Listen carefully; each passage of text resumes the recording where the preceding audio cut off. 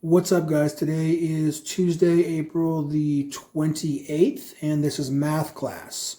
All right, so today we're going to talk about 4 different kinds of angles. All right, we're going to talk about an acute angle, an obtuse angle, a straight angle, and the most important angle of all, a right angle.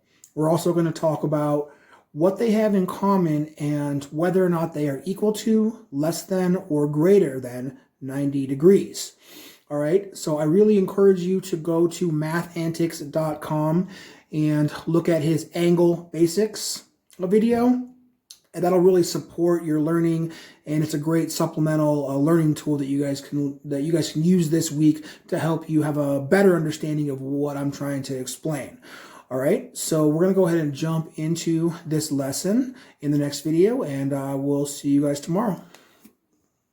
All right, guys, let's talk about these 4 types of angles, starting off with a square angle because it's extremely important. All right, so the first thing you notice about a square angle is it has this little square thing in the corner. All right, that represents 90 degrees. Sometimes this type of angle is called a square angle. Other times you might see it called a right angle. That is okay as well.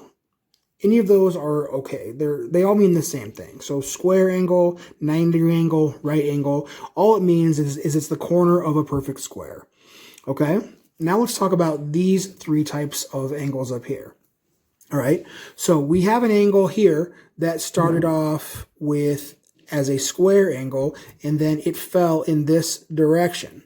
All right? It's getting smaller. It is therefore less than 90 degrees. Less than 90 degrees. All right. So the way that I remember it, or a trick to remembering that, is that something that's called an acute angle is cute because things that are small are cute. So if it's smaller than 90 degrees, it's cute, or it's an acute angle. That's just a trick that I use. All right. This second angle is called an obtuse angle. It also may have started off as a square angle here, and it fell counterclockwise, which means it actually got bigger or greater than 90 degrees. All right. And finally, we have a straight line here. Now, a straight line may have started off as 2 90-degree angles, and they may have fallen in both directions to make a flat straight line. But its arc goes all the way around, so that has 2 90-degree angles, which equals 180 degrees.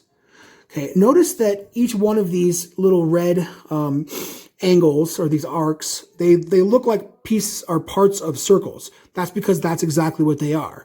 A part of a circle in an angle is called an arc, here, an arc, and that just means that it is a small part of a circle that can go all the way around, all right? But we're not going to get too much into that. For the purposes of this assignment, I just want you to know that a right angle is 90 degrees, an acute angle is less than 90 degrees, an obtuse angle is more than 90 degrees, and a straight angle is more than 90 degrees, but it's really 90 degrees times 2, so 180 degrees. Okay? So those are the 4 types of angles.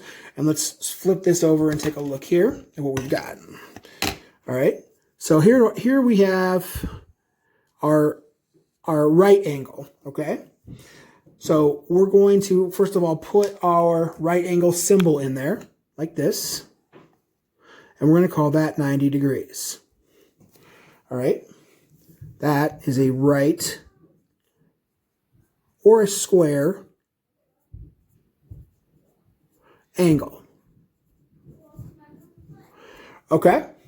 Next, we have an angle that started off as 90 degrees, but it fell clockwise, which means it got smaller than 90 degrees. So that's less than 90 degrees. So that is called an acute angle, which is an angle, again, that is just less than 90 degrees, smaller. It's cute. It's smaller.